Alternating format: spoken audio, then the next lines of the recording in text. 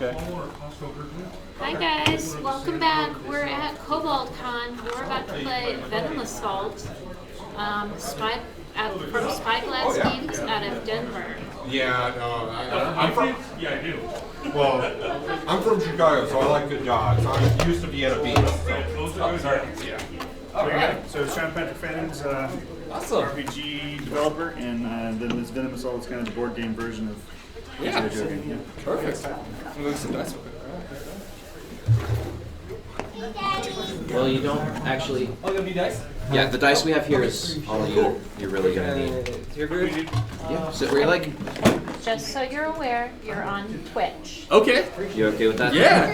All right. That's a base deck. Be close to the. Okay. Action. I didn't know someone was sitting here now. Nope. So what you see at the table is what you get. Okay. So this, the basic idea behind this, as far as mechanics go, is it's a board game that is a deck builder with a dice mechanic. So it's kind of wrapping all of those together. Okay. So we have our own decks, basically. They're built, you're going to have, as far as the card goes,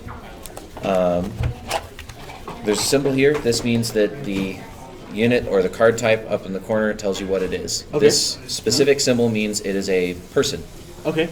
The other version is a vehicle. So you can either have people or vehicles. So soldiers or the vehicles that they operate. Gotcha. On the card, the three symbols across the middle here. The first one, the dog tags, that is recruitment power. So when you have your hand, you'll add. Oh, did I mix that up? Yes, that one's cost. Sorry. Okay, so if you're recruiting them, that's how much it costs you to recruit them from the training grounds, which is here. Okay. All right. This deck is the Freedom Squadron deck. It's got all of the different vehicles and people that we can recruit throughout the game. Okay. The middle symbol is the recruitment power. Thank you, Sean. And that is added up among all the different cards that are in your hand to tell you how much recruitment power you have to hire people into your hand.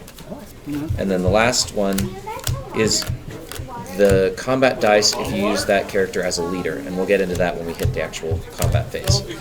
The gray box for all of the different characters will have text, and it'll have effects, so each character will have different effects that can go off. If a card is used as a leader, you cannot use the gray text. If you use the gray text, they are not your leader. Okay. That is pretty much the basics of how those cards are put together. There will be a whole bunch of different other fun things that come from each of the different cards, and you'll have area specialties. This is basically the world map. The Venom Assault game is set in a slightly postmodern era, so a little bit higher tech than what we currently have, and some other, if you go into the lore, different things have happened that have changed the political landscape and the actual landscape a little bit.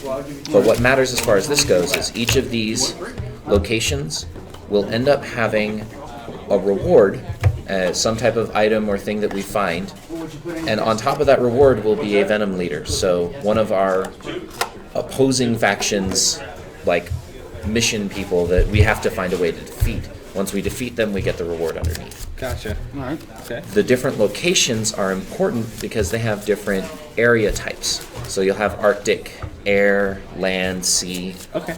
And those effects, some of the different cards, both Venom Leader, Venom Support, or our Freedom Squadron cards, will actually have different abilities in different areas. So that can make it more difficult for us, or it can make it more easy for us, depending on what effect is triggered. All right. And this is like a cooperative deck building game, right? Yes, We're it is all playing absolutely together cooperative. That's exactly my question. It is. Yeah, okay. It is a turn-based cooperative thing. Yes. Gotcha. Okay. There will be a essentially lead player, and the only thing that matters for the lead player is before they take their turn, an event will go off, and that event will influence the entire round. I'll be the commander. Okay, that'll influence the entire round as far as a global effect that we all are dealing with, either on a positive or negative level, or there might just be nothing going on, in which case we have a normal round. So that'll happen at the start of that part. He's flipping out some of the villains that we're going to be facing. Now, as I said at the beginning, this board game is essentially a love letter to the G.I. Joe franchise. Sharkbite is a little bit of a pain in the butt. The problem is, so some characters have, some of our villain characters have global effects that go off. Okay, so this is going to be a global effect one. What that means is, as long as they are out, that global effect will be in play.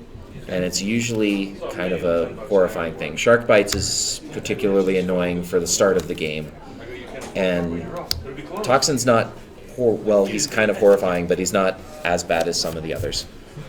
We tend to try and set it up so that only one global effect is starting on the field, at least with beginning players and new scenarios. So shark bites. She just called a couple minutes later. Yeah, he'll show up later. All right. So Sean's finishing setting up. Yep. So basically, what we have to do is Venom is doing something in the world. We're trying to stop them do something cool. There are mission cards which dictate, first off, what Venom is doing and what we have to do to stop them. And then there are event levels. So as we go through the game, we will come across Venom event cards that will advance the event track, meaning Venom's done something that is making life more difficult for us to try and defeat. And that is tracked along the side here and with the numbers here. Our event is World in Darkness.